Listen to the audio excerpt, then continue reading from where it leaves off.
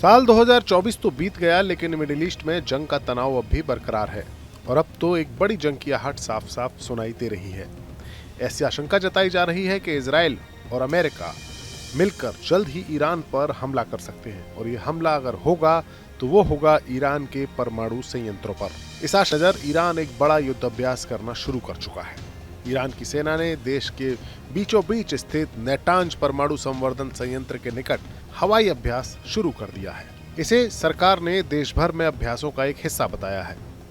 Iran का ये कदम एक ऐसे वक्त में आया है जब इजराइल ने कहा है कि उसने हाल ही में ईरान की हवाई सुरक्षा के अधिकांश हिस्से को नष्ट कर दिया है और अमेरिका ने ईरान द्वारा बम गिराने के प्रयास की स्थिति में उस पर हमला करने की योजना बनाई है। ईरान का ये कदम नए युद्ध की आहट नजर आ रहा है।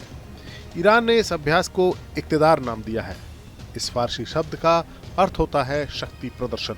ईरान को डर है कि इजराइल और अमेरिका मिलकर उसके परमाणु ठिकानों पर हमला कर सकते हैं। इसके मद्देनजर ईरान अपनी सुरक्षा को सुनिश्चित करने के लिए ही इस तरह के युद्धाभ्यास कर रहा है। ईरान की फौज और इस्लामिक रेवोल्यूशनरी गार्ड कॉर्प्स यानी IRGC ने मंगलवार को ईरान के मध्य में नतांज परमाणु सुविधा के पास एक संयुक्त वायु रक्षा अभ्यास शुरू किया।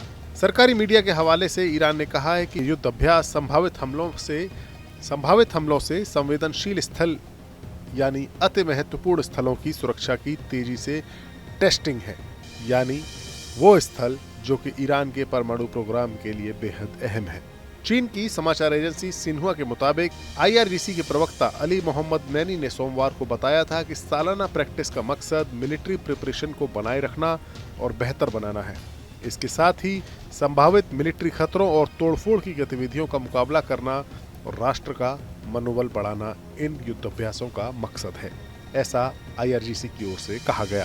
दरअसल इजराइल और अमेरिका दोनों ही ईरान के परमाणु कार्यक्रम को एक खतरा मानते हैं। ईरान के परमाणु बम बनाने की ताकत हासिल करने से पहले ही इस प्रोग्राम को तहस नहस करना चाहते हैं। साल 2010 से लेकर अब तक इजराइल ने ईरान के अंदर कई बार दर्जनों हमले किए हैं, जिनमें संवेदनशील परमाणु और मिलिट्री ठिकानों के निशाना बनाया गया है। इसके अलावा ईरान के कई परमाणु वैज्ञानिकों की भी हत्याएं की गई हैं, जिनके इल्जाम इजराइल पर लगे हैं। जुलाई 2020 के बाद से ये हमले और ज्यादा बढ़ गए हैं, जब मध्य ईरान में नेटांज यूरेनियम संवर्धन स्थल पर भीषण विस्फोट हुआ था। उसमें एक इमारत नष्ट हो गई थी। इस सप्ताह एक मीडिया रिपोर्ट में बताया गया कि नवंबर में डोनाल्ड ट्रंप और इजराइल के युद्ध मामलों के मंत्री रॉन डर्मर के बीच में एक बैठक हुई थी, जिस बैठक के दौरान ईरान के परमाणु ठिकानों पर संभावित हमलों की चर्चा हुई थी। ताजा खबर यह है कि ईरान की सेंट्रल कमांड के deputy commander vice admiral Brad Cooper Israel का दौरा कर रहे हैं। कूपर ने इजराइल की सेना के मेजर जनरल अरीम बाराम से मुलाकात की है। इस मुलाकात में ईरान के परमाणु ठिकानों पर संभावित हमलों की तैयारी पर भी बात हुई है, ऐसी मीडिया रिपोर्ट्स हैं। जाहिर है मिडिल ईस्ट में अब एक नई जंग शुरू होती नजर आ रही है। Bureau report, news nation digital. News nation अब व्हाट्सएप पर खबरों के ताजा अपडेट के लिए न्यूज नेशन के इस QR कोड को स्कैन करें।